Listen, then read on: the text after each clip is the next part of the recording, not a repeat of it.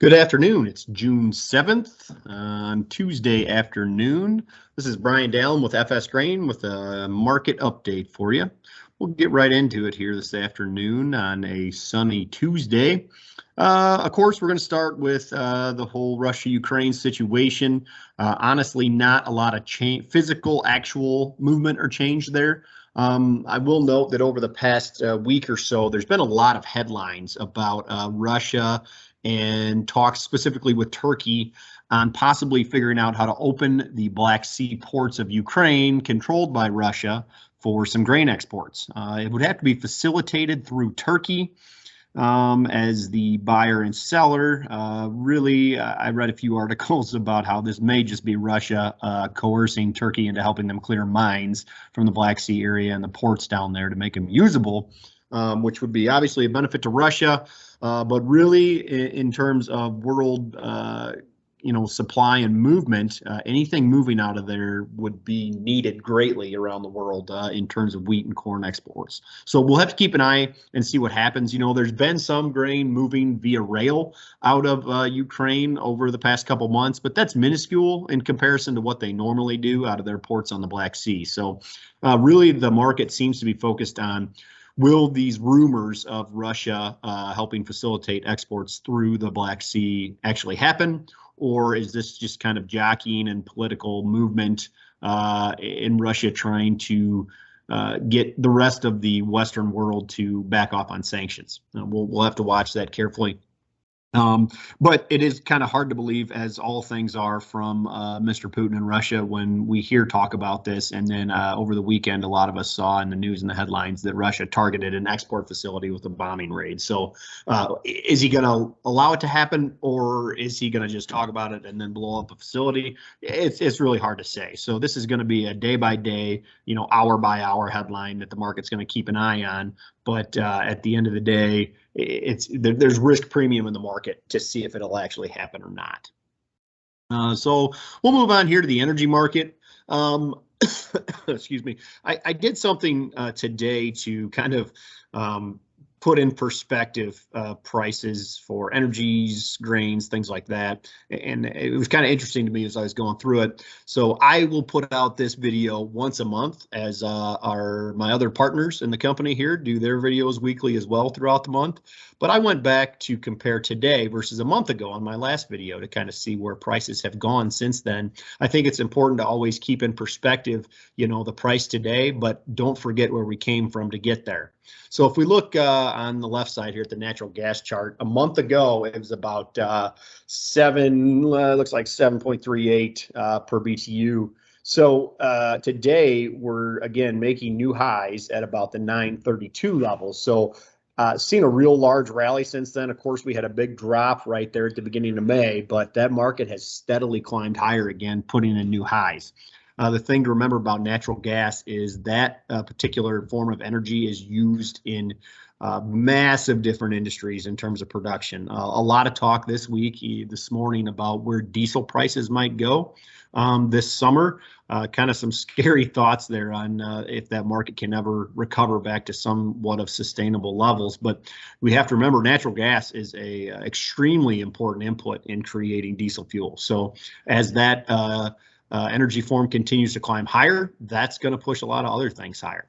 On the right side here, you'll see our crude oil chart. So a month ago, we were trading just above $100 a barrel. Now we're about $120 a barrel. We were around $100 to $104 a barrel a month ago. So again, steady climb higher there. A lot of headlines the last few mornings that I've been reading, talking that we could easily go to $140 a barrel. So again, just the overall energy complex is in a bit of a bind here. We can say a lot of this has to do with the way the world supply trades and the fact that basically Russia, which is a massive energy provider, is cut off from the rest of the world right now. The European Union finally came through and said they're going to cut off all oil exports via ship, which is a large percentage of where they get their crude oil and gasoline from. So that's really hit that market. And then at the same time, a lot of talk right now in terms of why is our gas prices so high? Why are we paying so much at the pump? if we don't really import that much from Russia? Well, twofold there. One, the crude oil market trades on a world basis. So when crude oil's high, it's high everywhere. So right now we've got that factor. The other thing is our refining capacity, which primarily in the U.S. is down around the Gulf, is severely cut back over the last 18 months. Part of that due to the slowing down in the pandemic. And the COVID restrictions. Also, we had some hurricanes that blew through there last year that really knocked one of the main refineries out. So now what we're hearing from that industry is that they don't have the capacity to meet the current demand. So when we put all that together, that's putting a 5 on, unfortunately, the wrong side of the decimal at the pump, as many of us have seen. So again, the energy market all kind of setting new highs. Or making new recent highs, I should say. But really, it's hard to come up with a scenario where we see that slow down here over the next 4, 5, 6 months. If we look at, I'm going to skip that and move right into our ratings, which we got yesterday from the USDA. Specifically, I'm going to look at wheat here. The issue with wheat is the spring wheat got in most places, but the problem is the early growing conditions were not great at all, especially for winter wheat as well. You can see in the bottom left here that last year our ratings were 50% good to excellent, and right now we're only at 30%. That's extremely low for the good to excellent category, and most of that is centered in the western wheat growing states. You know, if you look at Nebraska, Colorado, Wyoming, and down, I forgot to circle Oklahoma here, but Texas, you know, they're well below where they were last year. Oklahoma's at 10% good to excellent versus 60 last year. Texas is 6 versus 29 last year. Nebraska is 29 versus 56 last year. So at the end of the day, our wheat crop is not looking good in the U.S. Right now. So wheat prices remain elevated due to the poor quality in the U.S., as well as the questions that continue to remain around how much wheat actually got planted and will be harvested in the Ukraine right now. I really don't think we will actually know that until 6, 7, 8 months from now. But at any measure, it's going to be well below what it normally is. So world wheat supplies are tight, and the U.S. being low quality ratings right now is not helping that scenario. So, you know, I'm not going to say that we'll jump back up and make new highs at $12 or $13 wheat, but again, $11 wheat is still amazingly high. So if you do have wheat that looks good in your backyard that's going to be harvested here in a month or so, you might want to look at locking some of that in. If we look at, so I'm switching here on the corn and soybeans from planted to emergence. Reason being is, you know, we pretty well caught up. In fact, we are ahead of average, the average pace on corn planting as of yesterday. So as I look at emergence, it's pretty amazing to me that if you go back to about May 9th, we were drastically behind planting progress in the U.S. as a whole. We were a good 35% behind where we should have been. Well, you know, the U.S. farmer, if we say anything, we know when he puts his mind to it, he can get this crop planted in a hurry, and by golly, we sure did. We're now at or slightly above where we should be for planting. And if we look at emergence, the interesting part is apparently we've got some GDUs or some heat units in the meantime. If I look at places in the Corn Belt like Iowa, they are right on par within 1% of average emergence. Illinois is actually 9% ahead of average emergence. We look at Indiana, they're 4% ahead of average. Ohio is 2% behind average. But in general, this crop, for being a late planting, has caught up in a hurry. So, you know, not quite where we were last year. If you think to last year, folks, we got this crop in early, and everybody was talking about how dry it was going to be in the fall. Well, if we look strictly at emergence here, you know, we are not far behind. Look at Illinois. We're 89% emerged versus 92 last year and 80% average. So there's an argument to be made if we continue to see heat and good growing conditions this year that we could be looking at another potentially dry corn crop again. Obviously, we've got a lot of growing season ahead of us, but it's interesting to see as slow of a start as we had, how quickly this corn crop caught up. I'm going to jump over to soybeans here. Same thing, switching over to the emergence graph here as opposed to planted, because in general, our planting progress also caught up, a little bit behind still, but not bad. I did circle here the 3 states that the poor guys up there have seen nothing but their fair too much water. Specifically the Dakotas, they're 4% emerged versus 46 average. That's because most of that crop just is not in the ground yet. And this is going to be an ongoing topic as we go forward. Is there 1 million acres in North Dakota that just did not get planted this year that they took preventative plant on because they couldn't get in? I would argue that I think the farmer's going to do his best to get the crop planted with as high as prices are. But if he physically can't get out there because of water to get it in, there could be potentially 1 million acres in North Dakota that just does not get planted at all. You'll also notice there I have Minnesota planted. They have quite a few acres there and are well behind schedule, but I think they've had some decent weather over the past 5-6 days to make some progress there. But in general, in the U.S., we're 56% emerged versus 59 average. So once again, the bean crop has caught up pretty well. We're going to look at the futures here real quick and think about the price side of the equation. Here you can see on the left side, going with my theme of remembering where we were a month ago. July corn futures a month ago was about $7.96. We briefly went and traded above $8 here for a second time, actually a third time in that contract. But since the mid-May, we've really dropped lower here, progressing down to all the way down to $7.20. And then you'll see we've rallied back up here. The last 2 days, the corn market's made a heck of a move. Some of that on some premium being put back in due to Russia bombing an exports facility over the weekend. But really, we've went from $8 down to $7.20, but we've rallied up back close, hit at $7.60 today. So I think we're up against the calendar in terms of marketing old crop where we're running out of time. And anything that's $7.60 to $8, that's a place that we've never been, or we have been one time before. So in my mind, that we've kind of rallied back up or gotten half of our losses back here up to the $7.60 level. I wouldn't be scared to put offers anywhere from $7.60 to $8, and if they get booked, just keep on hauling, folks.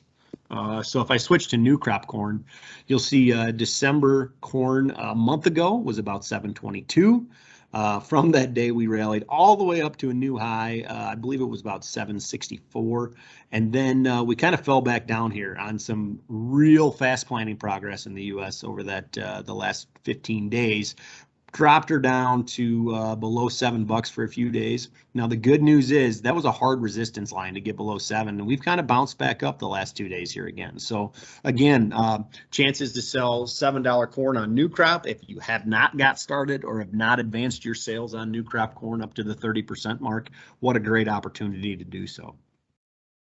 I've got just November new crop 22 bean price here. I don't have old crop because, quite frankly, folks, there's not a whole lot out there from what we can tell. So if you do have old crop beans, geez, anything, it's $17. I don't know what else to tell you besides you're hauling 2 loads of beans in one, if we think about where we were compared to 4 years ago. So keep the old crop beans moving, sweep those bins and take that profit for sure. But if we look specifically at new crop beans here, I've got circled here, we did make new highs. Would have been about last week, the beginning of last week, made a new high and traded up to 1560. Again, that's taken out the previous high if we go back to March after the March USDA report there. So we've made a new high in the last week or so. We are roughly, I think we were around 1470 a month ago. So we are, 60 to 70 cents higher than that today and within spitting distance of that previous high of 1560. So again, if your bean crop is up and looking decent and you're satisfied with where it's at, again, I would not be scared to start advancing sales there to 25 to 30%. So great opportunities here. We've had a little bit of an ups and down, which we traditionally do during the planting period in the U.S., but the bean futures have really hung in there pretty well on new crop. So I feel like I've had a lot of bearish things here when we talk about emergence, planting pace catching up, the energy markets being so high. I'm going to hit you over the head with this one. This is kind of scary. A chart I stole from Statistics Online here, but if we look at the average price of U.S. gas here or since 1995, there's been 2 real high rallies. During the during the Great Recession, we made a high there at 1411 for an average price in the U.S. just clearly fell off a cliff there, going back almost to $1.50 a gallon, but then slowly rallied back up to $4. Now $4 again is a big psychological mark, I think, for all of us. But the scary part is over the last, I think, 28 days here in the month of May and June, we've set a high, I think 26 of those 28 days, a new high. So we're currently almost at $5. I believe today we got to $4.97 as a national average gas price. Again, the scary part is we're going into the driving season, typically in the summer. So it's hard to come up with a scenario to see that dropping. Same thing on the other side here in the blue line, you'll see the average diesel price starting at 2004 and jumping through there. You know, diesel is averaging somewhere around $5.85 a gallon. So that one is also kind of scary. A lot of people, again, talking about the low refining capacity in the U.S. right now.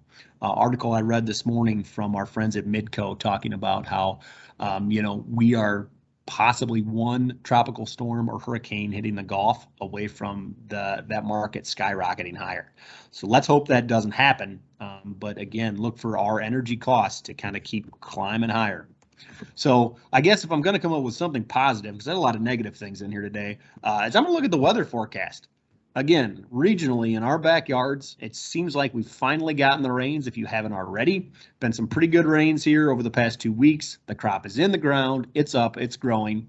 A little cool right now with a chance of a little bit more rain coming here this week. But if we look into next week, all the way out to the 21st, got some heat coming our way, which I think is a good thing. I think we're going to see this corn crop really catch the nitrogen and just take off. So we're going to pack some heat units on again. I think we're going to be pressing the progress of our corn crop in a hurry to the point where we might have a chance at another dry crop this fall. So we'll have to see how that goes. But again, so far favorable weather. So I hope everyone's crop is looking decent and off to a good start. And hopefully that weather pattern and our pricing opportunities continue to bring us chances at high profit the rest of the summer. Thanks again. This was Brian Dallam checking in with you on a Tuesday market update.